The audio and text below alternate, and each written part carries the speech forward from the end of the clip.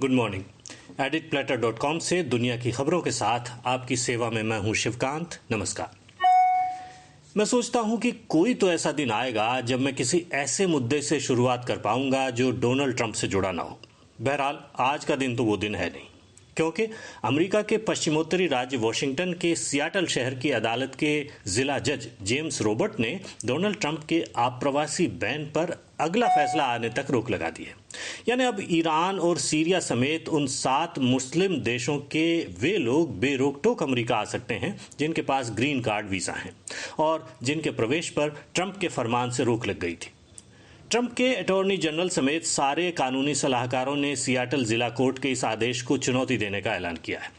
America के राजनीतिक टीकाकारों का मानना है कि ट्रंप के मुस्लिम बैन फरमान का मामला अमेरिका की न्यायपालिका और सरकार के बीच टकराव का सबब बनता जा रहा है। ये सुप्रीम कोर्ट तक जा सकता है, जहां इस समय 8 जज हैं।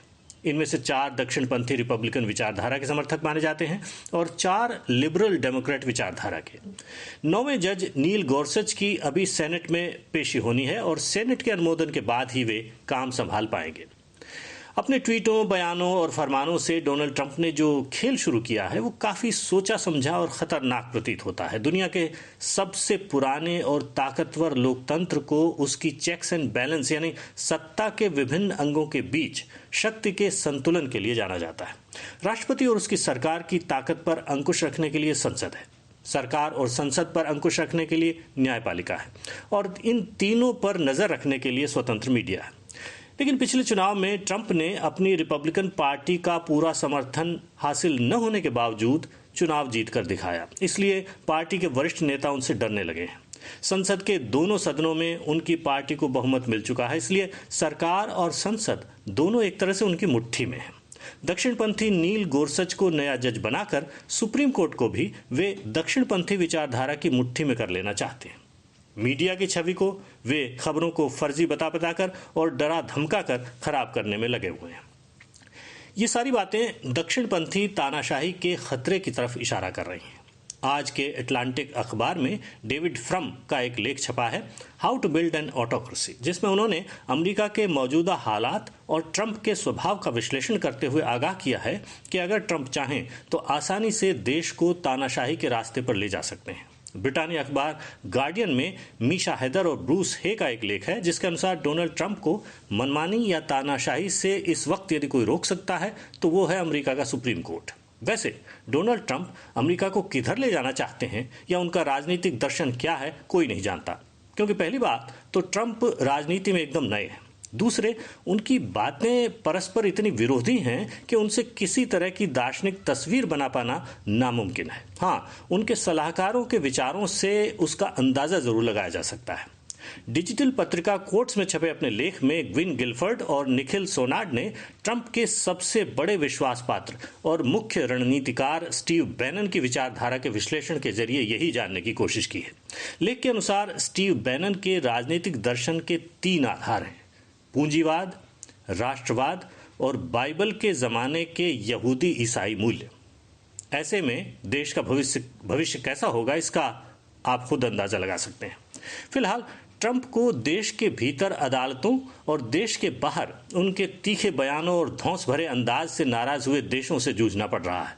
आप्रवासी बैन से उनके अपने कारोबारी साथी सबसे ज्यादा नाराज हुए हैं, खासकर सिलिकॉन वैली की सूचना तकनीक कंपनियों के प्रमुख। संचार संपर्क के डोनाल्ड ट्रंप के सबसे चहेते माध्यम ट्विटर ने ट्रंप के बैन फरमान का विरोध करने वाली संस्थाओं को लाखों डॉलर दिए हैं ताकि उसका विरोध कर सकें। गूगल, फेसबुक, अमेजन, एप्पल और एयरबीएनबी जैसी कंपनियों के मालिकों ने या तो फरमान की सीधी आलोचना की है या फिर अपने ऐसे मोटो बनाए हैं जो परोक्ष रूप से ट्रंप की शैली और सोच की आलोचना करते नजर आते हैं। जैसे एयरबीएनबी का मोटो है एनीवन कैन बिलोंग, या फिर गूगल का मोटो है डोंट बी इविल। गूगल के 2000 से ज्यादा कर्मचारियों ने विरोध में दफ्तरों का बहिष्कार भी किया और उबर के ट्रंप के समर्थन में बयान देने के विरोध में 2 लाख से ज्यादा लोगों ने उबर के ऐप को फोनों से डिलीट कर लिया है। न्यूयॉर्क टाइम्स ने हॉलीवुड सुपरस्टार एंजेलिना जॉली का एक लेख छापा है जिसमें एंजेलिना ने दलील दी है कि देश की आप्रवासन नीति तथ्यों पर आधारित होनी चाहिए, भय और आशंकाओं पर नहीं। इसी तरह न्यूयॉर्क टाइम्स में अर्थशास्त्री पॉल क्रूगमन का एक लेख छपा है, डोनाल्ड द मैनेस, जिसमें पॉल ने ऑस्ट्रेलिया के प्रधानमंत्री और मेक्सिको के राष्ट्रपति के साथ हुई ट्रंप की तू-तू मैं और ईरान के साथ बढ़ रहे तनाव पर चिंता जताई है। ईरान के मिसाइल परीक्षण के बाद ट्रंप प्रशासन ने कुछ आर्थिक प्रतिबंधों का ऐलान किया है, लेकिन ये खाली प्रतीकात्मक है, क्योंकि ईरान को मिसाइल पुर्जे बेचने वाले चीन, रूस या फिर उत्तरी कोरिया जैसे देश खुले में तो ऐसा करेंगे नहीं, और न ही ईरान समर्थित हमास, हिजबुल्लाह या यमनी हूती गुटों को हथियार बेचने वाले लोग बताकर हथियार बेचेंगे।